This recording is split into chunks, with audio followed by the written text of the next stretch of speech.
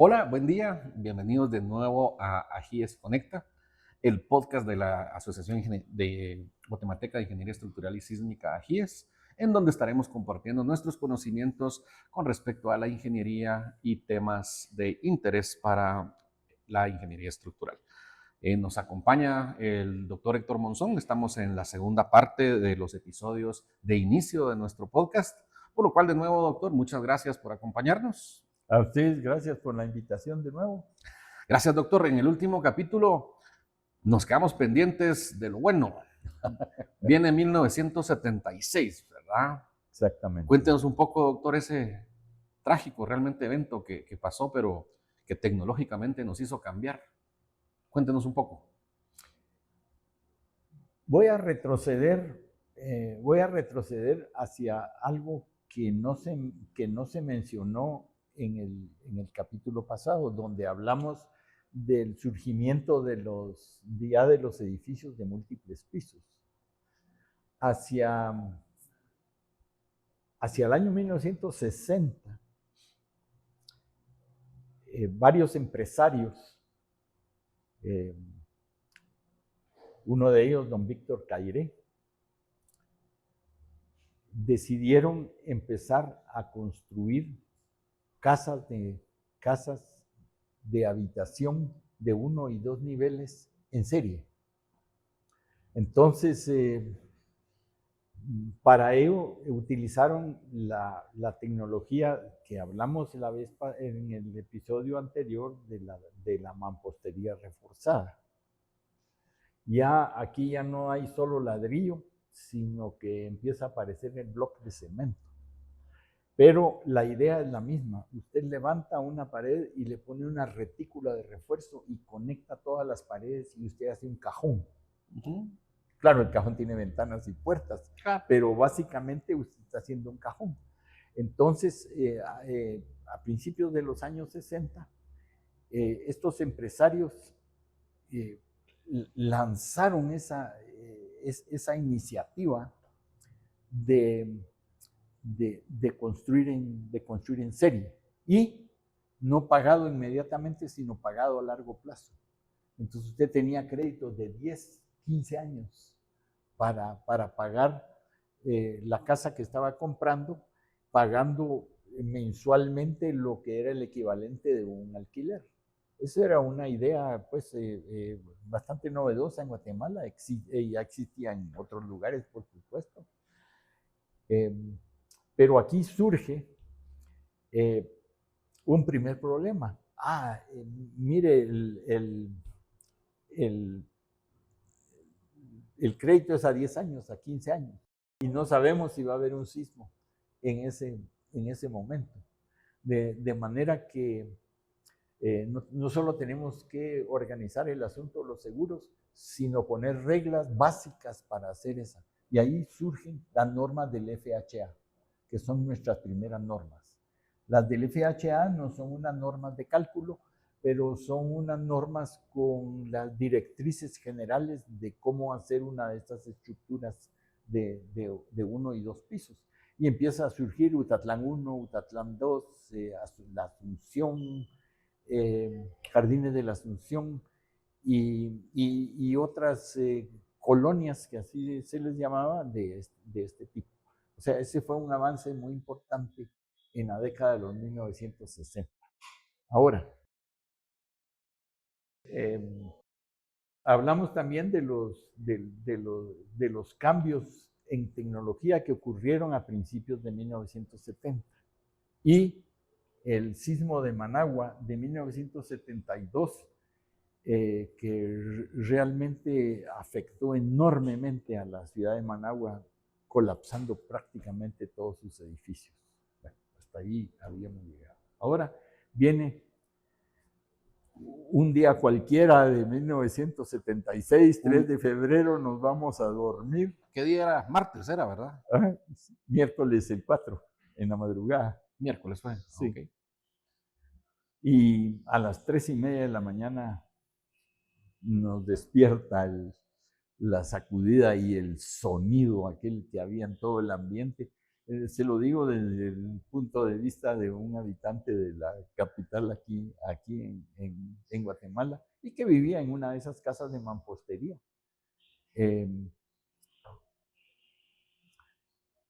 Y bueno, la impresión es terrible, ¿verdad? Entonces uno sale en calzoncillo a media avenida de la Castellana, por ejemplo, y se encuentra a todos los vecinos en calzoncillo también, porque todos salen despavoridos de sus viviendas. De sus viviendas.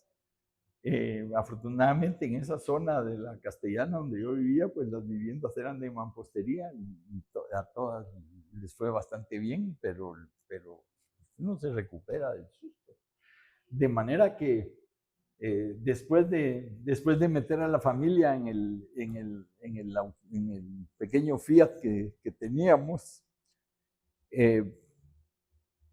mi esposa y los 3 niños, y yo todavía funcionaba el teléfono, me fui llamé a mis papás, llamé a mis suegros, pues todos estaban bien, había algunos daños, etcétera, etcétera, ¿verdad? Y entonces la tercera llamada que hice fue al Infom. Como acababa de salir del Infom, yo todavía tenía los números y hasta conocía a los guardianes. Porque solo tenía unos cuantos meses de haber salido del Infom y me había ido a la oficina de Luis Felipe Mérida. Y entonces el teléfono suena. Y al final oigo una vocecita que dice, ¡aló! Entonces le digo yo, ¿cómo estás? ¿Qué te pasó? Hecho mierda. Ah, sí. Porque tuve que gatear aquí debajo para venir a contestar el teléfono. Colapsó el edificio. Dios, se hundió el mundo para mí, ¿verdad? Entonces llamé a Arturo Villagrán, que vivía a una cuadra, y le digo, Arturo, por favor, llévame. Vamos a ver, y él me quedaba con unas 8 cuadras tal vez. Y entonces él sacó el carro, yo me subí ahí, pero yo iba acongojado, ¿verdad? Y yo había visto los edificios en Managua, fuimos a Managua en el 72 por parte del Infom para ir a ver. Y yo esperaba ver aquel panqueque, la torrecita de panqueques. Entonces en la Castellana dimos vuelta y en la escasa luz digamos, de la hora, como las 4 de la mañana o algo así, yo miro el edificio en pie, ¿verdad? Mire, yo respiré, pero dije, ¿por qué me habrá dicho eso? Entonces llegamos y lo que había pasado era que en la recepción tenían un kiosquito adentro de la recepción y lo que colapsó fue el kiosquito. Y por eso tuvo que entrar gateando, ¿verdad? Sí, pues. Pero entonces si uno le da las gracias y uno dice, esto fue el confinamiento, el que de alguna manera generó este resultado. Sin embargo, si usted iba al centro y a la zona 4, todos los edificios que habían sido hechos sin confinamiento, ahí estaban en pie. Incluso el de la Cruz Azul, ¿verdad? Pero no se miraban los daños. Y entonces, ¿cuál fue la reacción más o menos esto es importante, ¿verdad? La reacción del gremio hacia Managua arrasada con edificios colapsados y aquí en Guatemala apenas un par de edificios, ¿no? Por ahí por el Liceo Javier, uno de los edificios, la terminal. Del Javier, el Hotel Terminal, y otro edificio por ahí en la zona 12. Entonces, ¿cuál fue la reacción en general del medio, verdad? No, es que en Guatemala somos bien buenos para diseñar, bien buenos para y construir, ¿verdad? Y de alguna manera eso se quedó ahí. Ciertamente los elementos, las columnas y las vigas en Guatemala eran un poquito mayores que, Ujú. por ejemplo, las que había En las que Nicaragua. las que había en Nicaragua. Pero la respuesta fue diferente. Y en ese momento la reacción fue que era porque éramos muy buenos. Sí. 20 años después se supo la razón, ¿Qué era? que era que el terremoto del 76, que se originó a 30 kilómetros de distancia, llegó a Ciudad de Guatemala suficientemente atenuado. ¿Qué es eso de atenuado, doctor? Atenuado quiere decir que usted tiene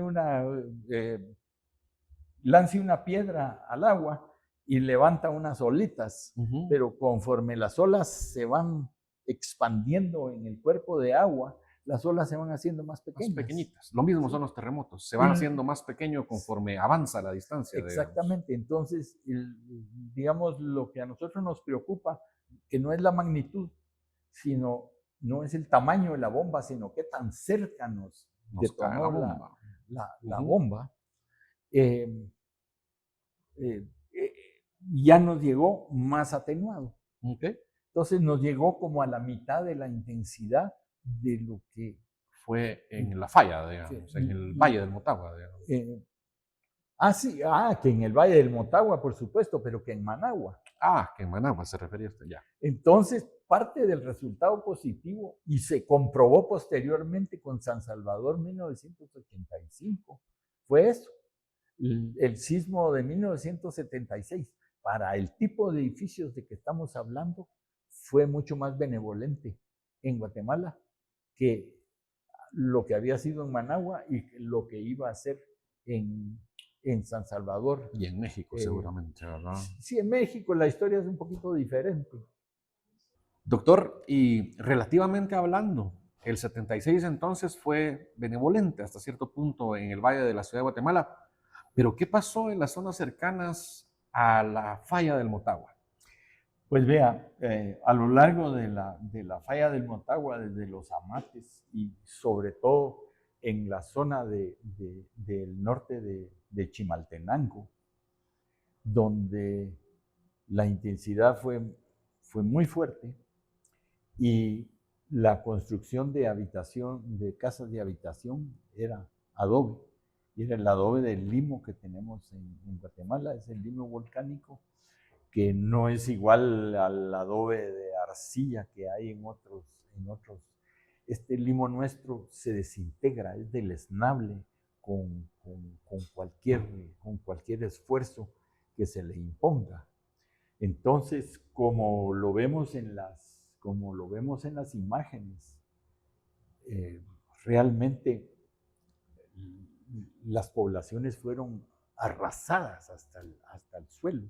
Y por eso hubo 23,000 fallecidos.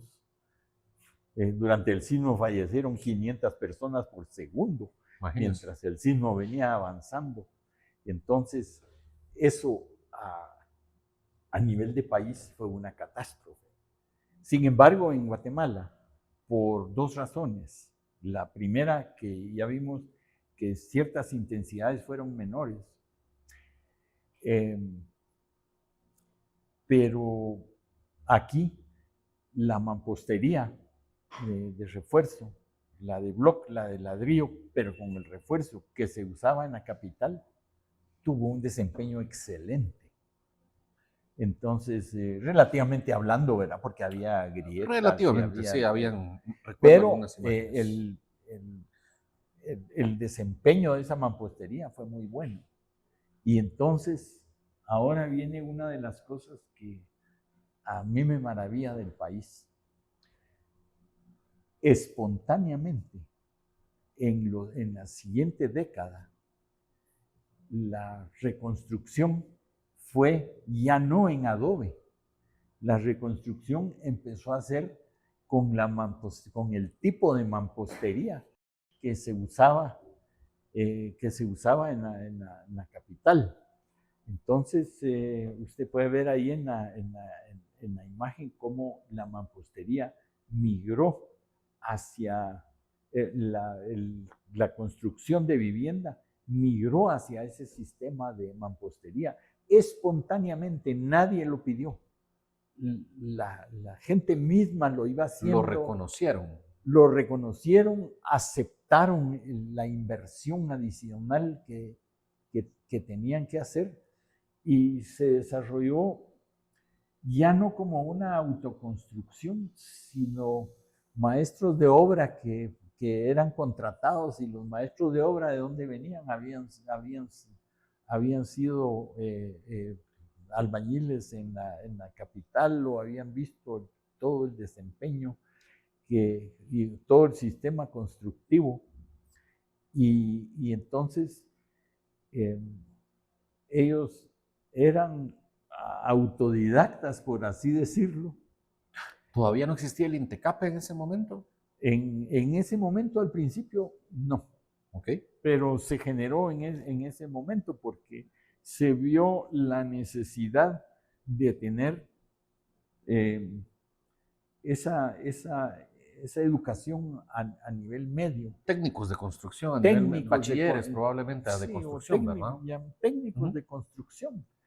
Y realmente, digamos, es una profesión que incluso necesitamos incentivar hoy en día, lo vamos a hablar más adelante. Pero solo quería citar ese punto de la migración espontánea tan meritoria en nuestro país y que no la reconocemos. Tenemos que fortalecer, sin duda, la capa intermedia, ¿verdad? Hay que fortalecerla. Definitivamente, es una de las cuestiones. Entonces, ahora regresemos a la construcción mayor, a los edificios. Sí. Hubo relativamente pocos colapsos, ya hablamos de que se sintió una especie de alivio de que lo hacíamos muy bien, ¿verdad? Yo, sin embargo, tal vez sí puedo aportar un poco ahí. Fíjese, doctor, nosotros en la oficina tuvimos hace algunos años 3 edificios en la zona 1 donde tuvimos la experiencia de tener que reevaluarlos y rediseñar básicamente porciones para volver a habitarlos como nuevos edificios.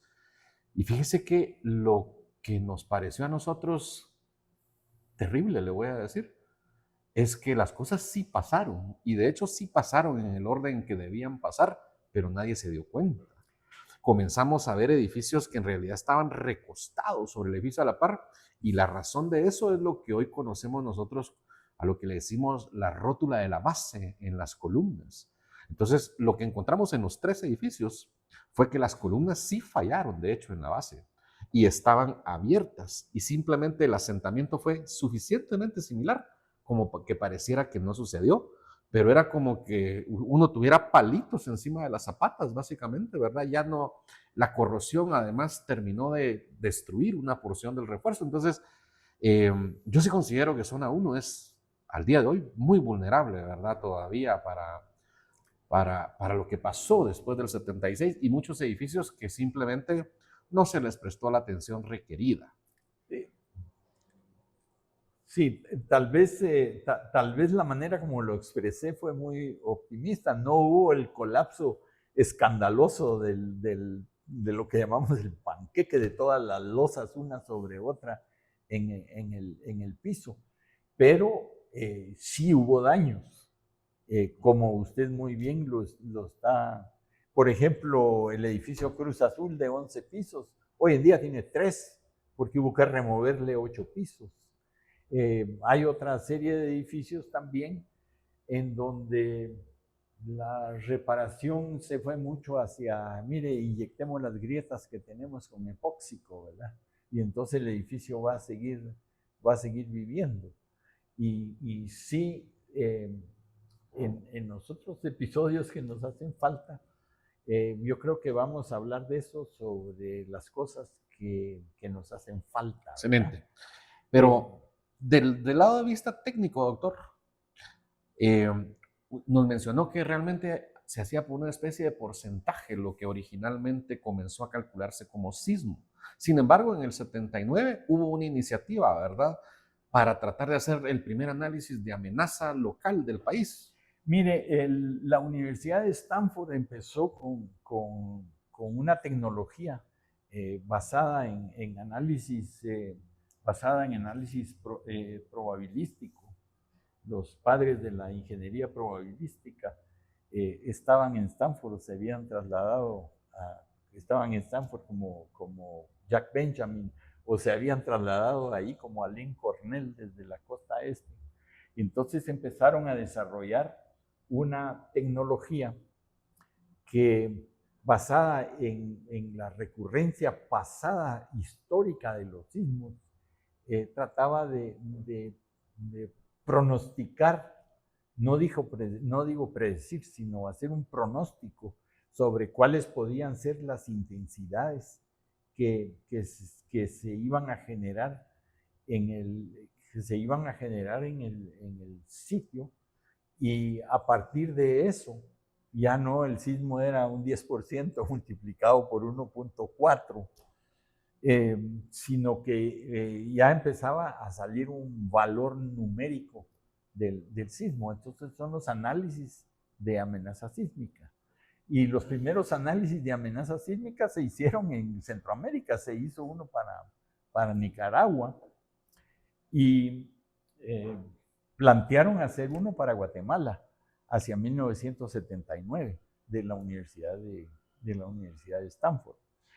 Como 10 o 12 instituciones en Guatemala, el Banco de Guatemala, la Municipalidad, la Universidad de San Carlos, alguna dependencia de algún ministerio, todas se reunieron recursos para poder contratar el estudio. Sí, para el estudio de amenaza sísmica. Entiendo que reunieron como unos $50,000, entonces eso era alcanzaba en esa época para hacer el análisis de la amenaza sísmica de nuestro país, de Guatemala, y además plantear con base en eso una norma local. La norma iba a seguir siendo con la tecnología estadounidense que se estaba utilizando, Uniform Building Code, American Concrete Institute. En ese momento apareció Applied Technology Council, y entonces se propusieron hacer una norma. Y se hizo. La norma local. La norma local se empezó a hacer. Y entonces sucedió algo que, bueno, yo lo califico de relativamente triste, porque yo lo califico de triste, ¿verdad? Porque toda esa iniciativa de la amenaza sísmica y de la propuesta de una norma local fracasó. Sobre todo la norma local. Ya. No, el estudio de amenaza sísmica pues estaba muy bien, ¿verdad? Y sin entrar a las razones específicas que hayan llevado a eso. Hay una muy poderosa, ¿okay?, que se usó, porque sí, digamos, los que estaban proponiendo la norma dijeron, pero ¿por qué no la quiere? Porque no la necesitamos. En Guatemala el gremio de ingenieros estructurales es pequeño. Entonces nos basta usar directamente la tecnología sacada de Estados Unidos. Seguimos usando el Uniform Building Code, seguimos usando el American Concrete Institute, que aún hoy lo usamos. ¿Y la barrera del lenguaje? ¿O así de pequeño era? Pero como el gremio se suponía que era muy pequeño, entonces todas estas personas no tenían la barrera del lenguaje. Ya. Entonces se fue al olvido. Y seguimos trabajando bajo el sistema de autopresión ética, lo llamo yo, de que usted... Explique un poco eso, doctor. ¿Qué es eso de la autopresión ética? De que usted tiene que hacer el diseño de una edificación. Entonces, no invento el agua azucarada, realmente me voy a la tecnología que tenga más próxima. En el caso nuestro era la de Estados Unidos, En el caso de países de Sudamérica eran los europeos. Y entonces usted tiene esa tecnología y la usa, aunque no se lo exijan. Entonces uno mismo yo trabajé bajo esa, solo que yo usaba Applied Technology, el ATC3, pero usted trabaja con eso, entonces tengo esto, tengo estos datos, entonces los voy a utilizar. Sí, eso es delicado porque, digamos, en el momento en el que uno dice la tecnología que tengo a la mano, pues, digamos, el eurocódigo no da los mismos resultados que el ACI, que no da los mismos resultados que el NZC de Nueva Zelanda. Entonces, como que también puede haber mucha discrecionalidad. Hay una discrecionalidad bastante grande, pero no sé por qué, digamos, esa opinión que yo llamo ahorita de opinión de terceros generó esa... Usted lo está viendo incluso hoy en día con parte de las... pero no vamos a hablar de eso. Deberíamos tal vez un poco, pero al final, vamos a moderarnos. Sí. De manera que realmente eso fracasó. Ya. Y entonces vino 1985. México. México. Y posteriormente en 86 San Salvador. Y posteriormente en 86 San Salvador, con los resultados que habíamos visto en Managua, porque el sismo fue un sismo de intensidad mediana o más bien pequeña, pero local. A usted le estalla la granada bajo la mesa. No necesita una bomba de 1000 kilogramos a una cuadra, sino la granada bajo la mesa, ¿verdad? Completamente el caso contrario a México, porque en México el sismo fue cerca de la costa, cerca de Querétaro, vamos a decir, y tuvo que viajar casi 400 kilómetros para llegar a Ciudad de México, y aún, a pesar de esa gran distancia, hubo un gran efecto destructivo en edificios de mediana altura. Entonces, no, depende qué le llame mediana altura. 25 pisos era el crítico. Entonces la torre latinoamericana de 40 sufrió muy poco, pero el rango de edificios entre 20 y 30 pisos sufrió porque esa onda no se atenúa y viaja los 400 kilómetros y los edificios son muy flexibles. Y en ese momento, precisamente una vez ya estaban listos los análisis determinísticos, no podían ser únicos, ¿verdad? Y México fue de los primeros casos que comenzó a mostrar que también el suelo tenía que ver con la forma final de la onda en los sitios, ¿verdad? Eso creo que es de las mayores enseñanzas en México. Claro, y el sismo previo de Caracas en 1968, creo. 79. 79. Ese sismo en Caracas también causó una variación en la manera de las fórmulas esas que mencionamos, en que ya el tipo de suelo que usted tenía no era lo mismo si el suelo era relativamente suave, que si fuera roca, que si fuera un suelo intermedio. Entonces ya se metió entre las famosas formulitas que estamos hablando una componente para el tipo de suelo sobre el que se estaba haciendo la edificación. Y en términos generales así muy ligeros, digámoslo así, digamos, si uno tiene estructuras rígidas sobre suelos rígidos, pasa poco, ¿verdad? De la misma forma que si uno tiene estructuras relativamente flexibles, pero el suelo sigue siendo rígido, tienen todavía un comportamiento más o menos deseable. El problema comienza a ser en la mediana altura, cuando uno comienza a tener estructuras ya relativamente altas, voy a decir, por decir un número, encima de los 6 pisos, 7 pisos, y uno comienza a estar en suelos malos, ahí puede haber mucho daño. Lo menciono un poco por la perspectiva tal vez de lo que podemos llegar a tener en nuestras zonas costeras, principalmente que son suelos suaves, ¿verdad? Áreas tal vez de mediana intensidad como es toda el área de Puerto Barrios, ¿verdad? Que son zonas susceptibles en áreas que consideramos de amenaza, ¿verdad? Entonces, todas estas características de las estructuras, doctor, cuando uno comienza a ampliar el espectro, así como ahora le decimos, ampliar el espectro, ¿cómo considera usted que la amenaza, a como la medimos hoy, fue evolucionando, le voy a decir, hasta llegar a donde estamos? ¿Y que en qué realmente los tipos de suelo afectaron, le voy a decir, el valor que le ponderamos a esa ecuación? Vea, y es parte de lo que estamos platicando, todo el desarrollo de la sismoresistencia durante el siglo XX va siendo, porque no hay otro recurso, una aplicación de prueba y error. O sea, usted mira un problema, entonces el ingeniero dice, voy a solucionar el problema, y entonces plantea alguna cosa.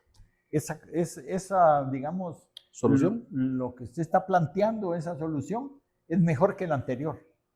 Pero viene otro sismo y le demuestra, te falta esto. Y entonces usted aplica la prueba y error, y en el siguiente sismo significativo usted ajusta unas tuercas. Y así hemos venido desarrollando la tecnología.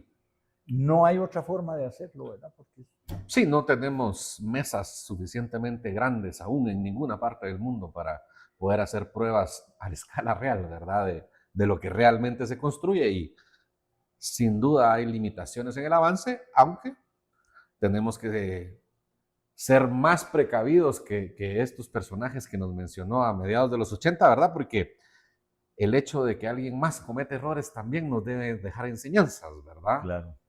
Entonces, importante esa parte de pasar de estos sismos. Sin embargo, una pregunta puntual, doctor, que tiene que ver con cómo fue un poco San Salvador 1986, porque el año pasado casi lo vivimos, pero no lo vivimos completo, ¿verdad? Los dos sismos que hubieron en julio, perdón, Julio. del año pasado, de hecho, cuando, pues aprovechando además, ¿verdad? Para mencionar al doctor Rolando Torres de la Universidad Mariano Galvez, ¿verdad? Que él cuando nos mostró las fuentes y tipo de fuente, resultó que los dos sismos estos que pasaron no fueron la misma fuente. Una fue Jalpatagua y la otra fue Misco. Entonces, desde el punto de vista de la cercanía, explíquenos un poco la importancia realmente de las fallas de Misco y Jalpatagua para la zona central del país, que sin duda es donde se concentra el poderío económico, ¿verdad? Pues vea, lo que sucede es que en Guatemala tenemos varios tipos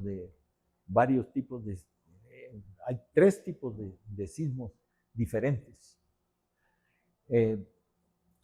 Tenemos la fuente de lo que llamamos la subducción, que es el piso del Océano Pacífico metiéndose debajo del sur de Guatemala, y que eso genera una serie de sismos que llamamos sismos de subducción, y que los ejemplos son, por ejemplo, Santa Marta 1773, el temblor del 6 de agosto de 1942, un sismo en 1800, un sismo en 1862. Estos son sismos de gran alcance territorial, pero no siempre son sismos que desarrollan la intensidad suficiente para arrasar una zona. Nuestra segunda tipo de zona sísmica está en toda la franja central del país, entra por Puerto Barrios, recorre la cuenca del Motagua y más tarde la cuenca del Cuilco, hasta salir por el lado de la frontera de México, y eso produce sismos del tipo de 1976. Transcurrencia se llaman esos, Eso ¿verdad? se llaman sismos transcurrentes, porque Ahí literalmente se están separando continentes, doctor. Transcurriendo uno junto a otro, no se separan, sino que corren uno respecto del otro, con poca tendencia a juntarse o a separarse. Poca tendencia, porque sí hay una secundaria, pero la principal es el corrimiento. Y estos son sismos que le generan áreas de daño como de 200 kilómetros de largo, tal como ocurrió en 1976, Sí. y tiene un efecto también sobre el alrededor. Y nuestra tercera fuente sísmica son las granadas bajo la mesa que les cité, ¿verdad? Sí. Realmente el territorio de Guatemala se estira entre, digamos, entre Chimaltenango y Chiquimula, se estira casi 1 centímetro al año. Entonces, en ese proceso de estirarse, va generando fracturas en el terreno. ¿Cómo le decimos grábenes? Cuando se va abriendo el terreno y hay una fractura y otra paralela y las dos se separan, entonces el suelo intermedio entre las dos tiende a irse hacia abajo. Y el graben estrella de la República de Guatemala es el Valle de Guatemala. Entonces, si usted mira ese hermoso valle en el fondo y decimos, ay, las montañas de Don Justo y las montañas de San Lucas, no son montañas, uno las mira para arriba, esas son gradas. Y si usted sube por Don Justo, hasta Don Justo, allá arriba se queda y allá arriba sigue, porque nosotros estamos metidos en una trinchera. Entonces, conforme eso se va separando, se generan esas fracturas y en momentos empiezan a dislocar y no tienen una recurrencia, digamos, ordenada, sino que sucedió hoy, tal vez sucede dentro de 300 años, tal vez sucede dentro de 20, o como ocurrió en 1918, 6 sismos de mediana magnitud, pero cada uno de gran intensidad a lo largo de 2 meses. Entonces, lo que usted y esos son los lugares que escogemos para hacer nuestras ciudades, porque son urbanísticamente es apropiado. Y entonces tenemos esos sismos de un tamaño bastante localizado, pero que cerca le desarrollan unas enormes intensidades. Y eso es precisamente lo que sucede con la falla de Mixco o el sistema de fallas de Mixco, porque son varias fallas, sí, digamos, casi que yuxtapuestas.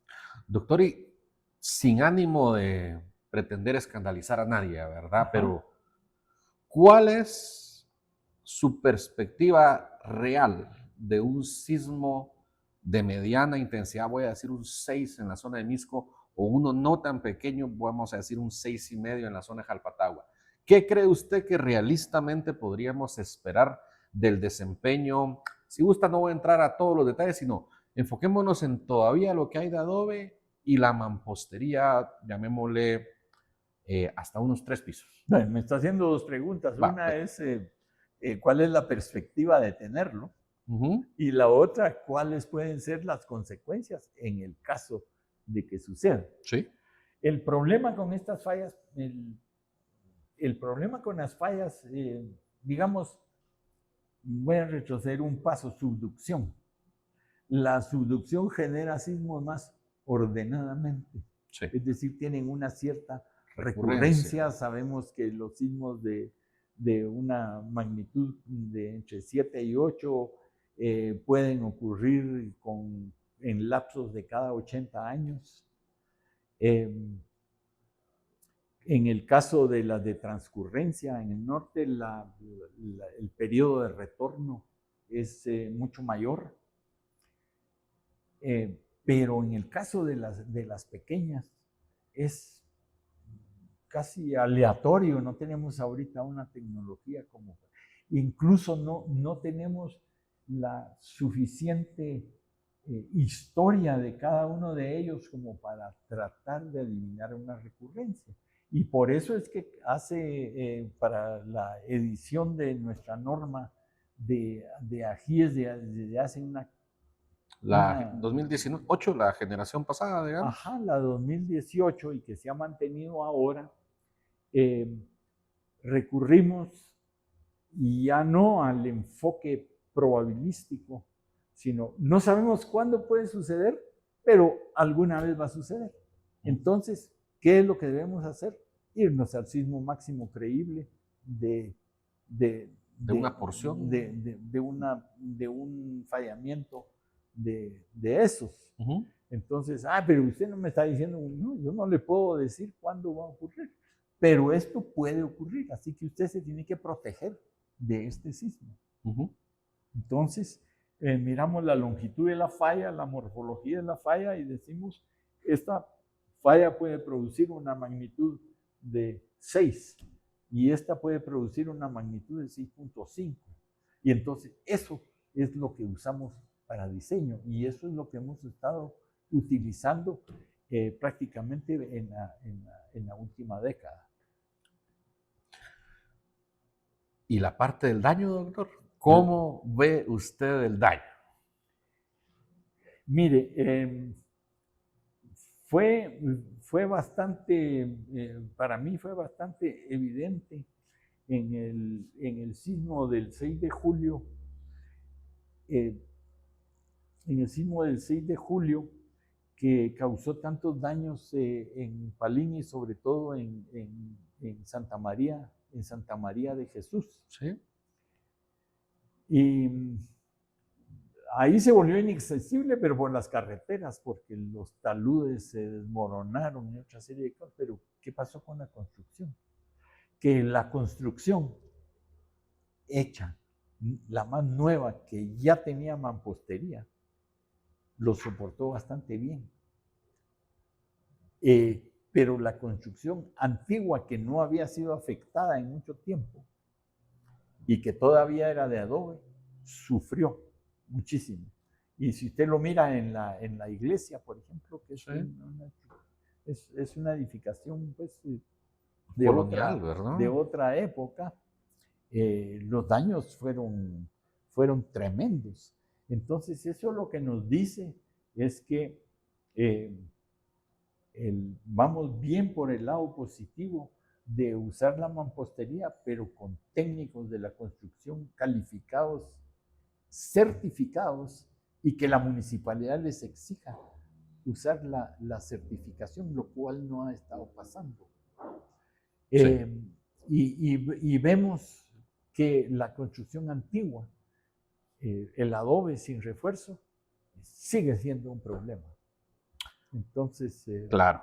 Sí, definitivamente tenemos que mejorar, ¿verdad? Tenemos que ir migrando hacia mejores técnicas de mampostería. También les recuerdo a todos, ¿verdad? A nivel intermedio. Por supuesto, a nivel intermedio, y ahí venía tal vez un poco el comentario. Usted, de hecho, hizo un manual de mampostería hace algunos años que la asociación al día de hoy aún sigue promocionando como parte de la técnica, ¿verdad? Que no es un manual para ingenieros. Pueden usarlo los ingenieros, por supuesto, si gustan, ¿verdad? Pero en realidad es un manual que se puede resolver le voy a decir, personas con conocimientos a nivel de básicos, voy a decir, ¿verdad? Sí, está hecho para un técnico de la construcción, que si usted puede manejar un presupuesto, lo mismo puede leer las tablas y manejarlas casi como que manejara con la misma tecnología de multiplicaciones y entonces lo puede emplear con resultados bastante seguros, siempre que no se pase el límite citado ahí, que es 3 pisos. Hoy en día estamos abusando o se está abusando de ese límite, entonces se ve con toda la confianza la mampostería y se van a 5 o 6 pisos, pero ahí ya no da la resistencia de ese tipo de construcción. Es correcto. Es una cosa que tenemos que tener cuidado hacia el futuro y que probablemente la hablemos en los siguientes. Tenemos que hacer, ¿verdad? El riesgo inherente de la mampostería. Y lo único que le voy a decir respecto del manual es que pues el manual sí recorre, digamos, todo el espectro desde donde se originan sismos de una manera simplificada hasta las tablas. Creo que lo debemos fraccionar y sacar uno solo con las tablas para que usted directamente pueda llegar a usarlo. Entonces tiene los complementos sin tener que leer una cosa de punta a punta, ¿verdad? Sí. Doctor, y continuando un poco nuestro recorrido, y para ir ya cerrando este capítulo que hemos tenido tan interesante, había un punto, digamos, con respecto a las normas del INSIBUME en 1988. ¿Qué fue eso? Después del terremoto de San Salvador de 1986, volvió a surgir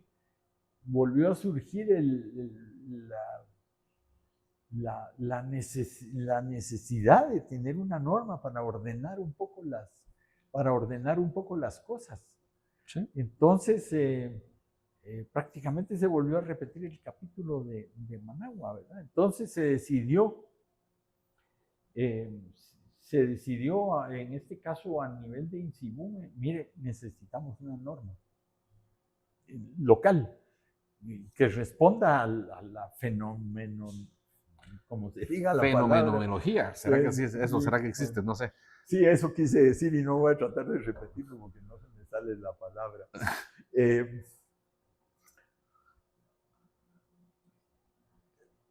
Entonces... ¿El INSIBUME lo hizo directo? O sea, no, el INSIBUME nombró una comisión.